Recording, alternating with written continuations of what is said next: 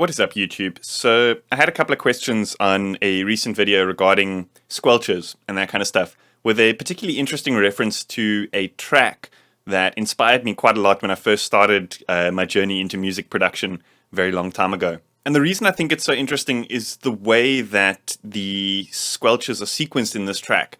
It's very much playing off the rhythm of the bass line. So anyway, I don't want to explain too much beforehand. Let's dive in and have a look.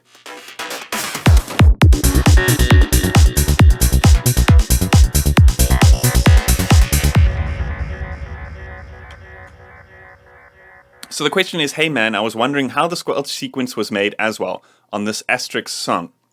It was very prominent. Do you make one big MIDI note and use LFO for filter cutoff and pitch in the synth, and then use a gating effect like LFO tool or gatekeeper? Or do you do those squelch sequences manually? Please shed some light on the issue for me. And then another question on the same video directly afterwards, how did you make those squelch sounds? I think it's because in this particular video I did make squelch sounds slightly differently to how I explained in a previous video, for a particular reason, and I think that example that this user posted is actually a particularly good example, and I'll show you guys why. So it's the Astrix domestic track Massive Activity from the original Astrix album, which was released in like 2002, Eye to Eye, which was one of the first psytrance albums that like truly inspired me when I first started listening to psytrance. So I think this is a particularly special example for me as well. But notice that the rhythm that the kind of high notes creates in the bass, and then compare that to the rhythm that these kind of squelch sequences are playing.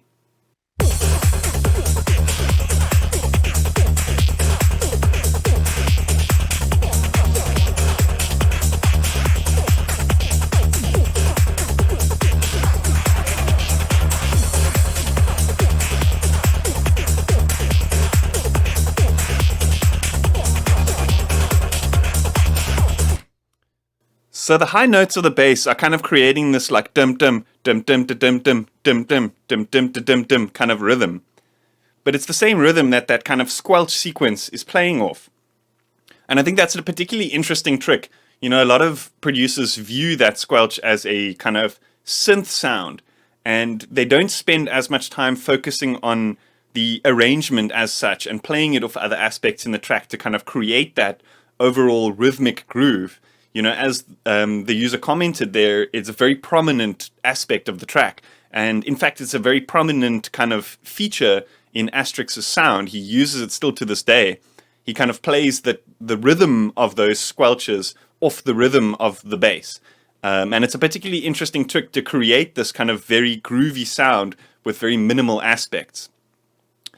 So these types of things, when you're trying to create a specific kind of rhythm or specific groove with that sound, I generally stay away from using an LFO to create the modulation and to create the actual sequence, because when I'm doing those kinds of sound design techniques, I'm kind of more aiming towards a more inspirational kind of output, if that makes sense. When I'm using LFOs to kind of modulate and sequence stuff, it's generally because I don't know what the outcome will be, and I'm kind of just experimenting to get there. But in this example, if you've got that bass that's already creating that rhythm, generally speaking, what I'll do is I'll actually sequence it in MIDI, because that way I can actually compare the two MIDI tracks and see where those notes are sitting. So it makes it a little bit easier to sequence when you are creating these kind of like rhythmic patterns that play off each other. So I've got an example here that I've slapped together with I wouldn't say a similar bass line, but it's also got like a progression that's got like a kind of repetitive groovy rhythm to it. So what I want to do is I want to show you guys, you know, how I would go about recreating this type of rhythmic squelch pattern using this rhythm that we've laid down for the bass line already. So just as a reference, let me just show you what this does sound like.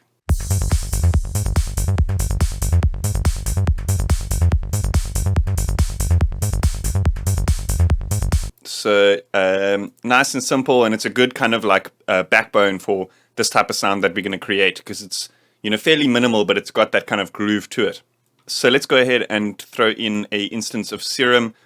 You know, any synth could work here. I mean, if you look at the track was made in 2002, but that being said, is the fundamentals of the sound is very, very simple. It's kind of just a saw wave with a pitch envelope. So I've explained this in a previous tutorial, so I'm not going to go too in depth with the different sound design kind of variations that you can do and stuff. I'm going to kind of focus more on the rhythm here. So there's two ways we can go about this. We can either open up the MIDI and actually draw it in and compare.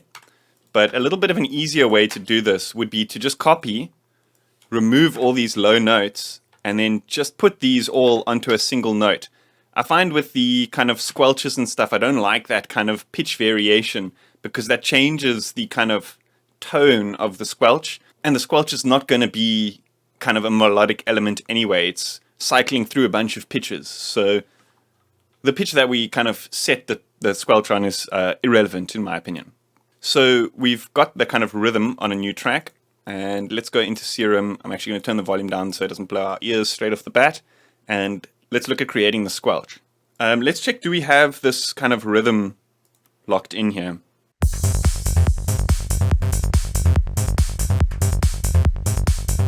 Cool. So usually I will just take envelope 2, pop it onto the course. Then I'll make sure that it is, and I'll make sure that it's unipolar.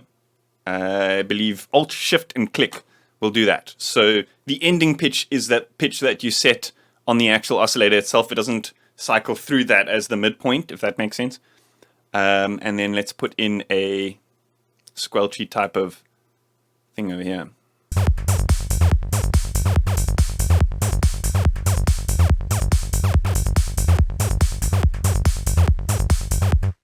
I like to apply a little bit of attack that kind of gives it like a little bell at the front that's kind of like, whoa! But as opposed to that kind of really plucky, doo kind of sound. But I guess, depending, if you want to create that little bit of variation, you can play with those. I find that this curve makes a huge difference as well. So for me, with the squelches, my kind of general parameters that I end up tweaking on the envelope that's applied to the pitch is like the decay, ever so slight amount of attack if I want that variation, and then the slope I would say is probably the most important.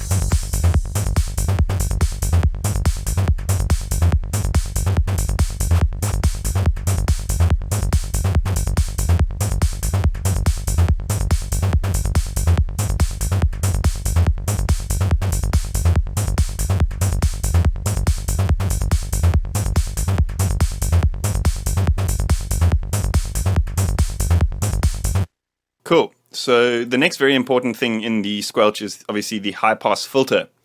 That's what creates that. It kind of removes the low tone from the saw wave and leaves just that kind of squelchy element. And when we boost the resonance on that, you kind of really accentuate that squelchiness. And then the trick is to apply a bit of envelope to that filter so it gets the same movement. So either way, it could be kind of in reverse or this way, whichever sounds best in the situation. But I'm going to show you guys both variations so you can listen.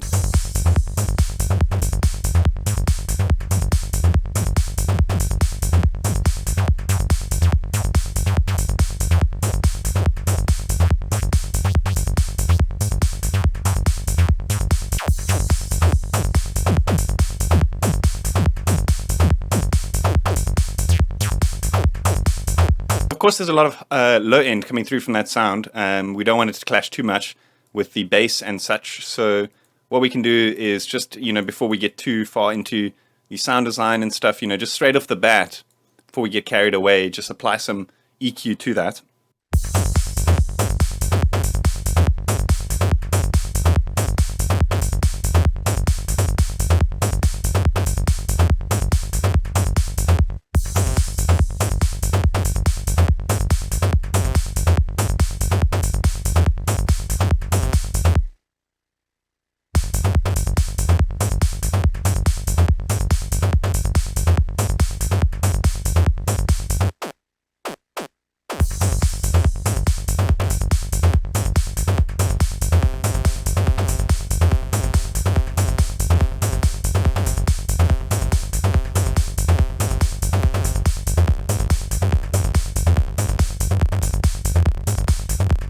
So you see there, I programmed it at a little bit of a higher pitch. So when, I made a longer note, or when I added release on the amp envelope, then it kind of creates this wispy tail, which isn't so cool.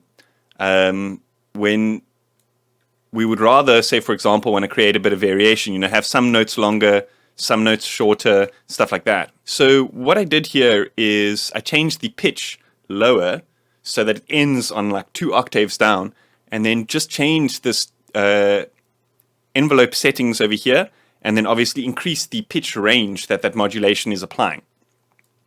So it sounds closer to the original, but then when we lengthen the notes, it doesn't have that, you know, high C kind of tail.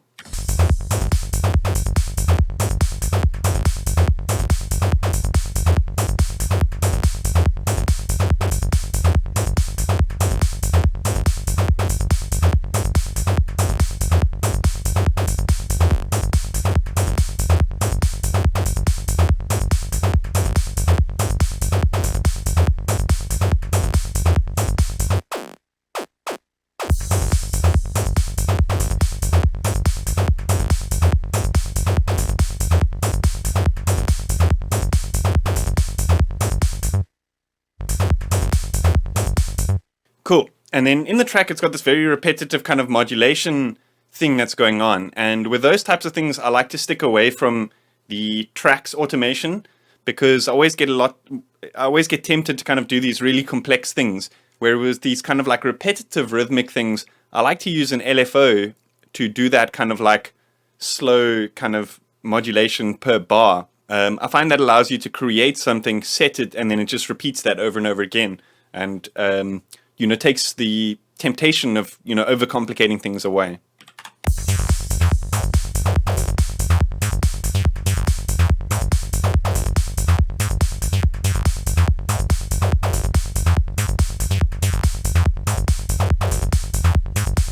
So another thing that's also quite prominent with these kind of like Astrix-style squelches is these kind of like lower velocity, shorter kind of ghost note type of things.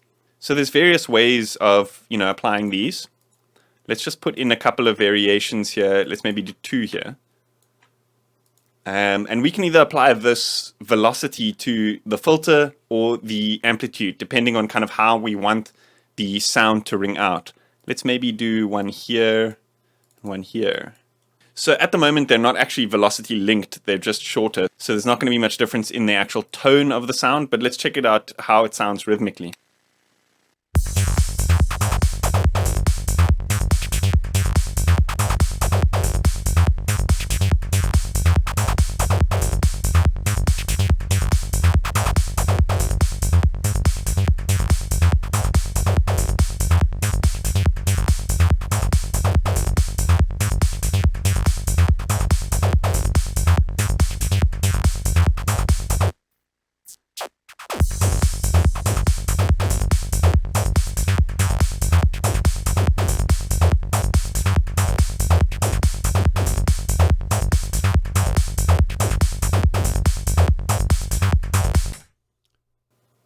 Okay, I think here it's a little bit busy at this part, so let's maybe take these ones out. Or what we can do is we can actually just, you know, mute them in case we want to use them later.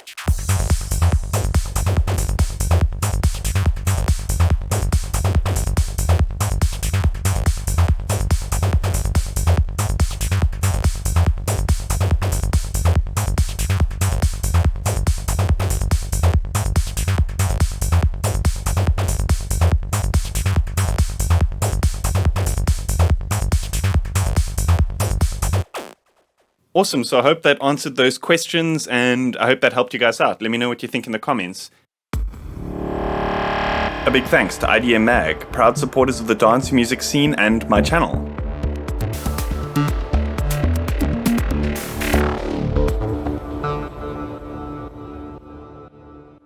Hit that like button, hit that subscribe button. See you guys next time.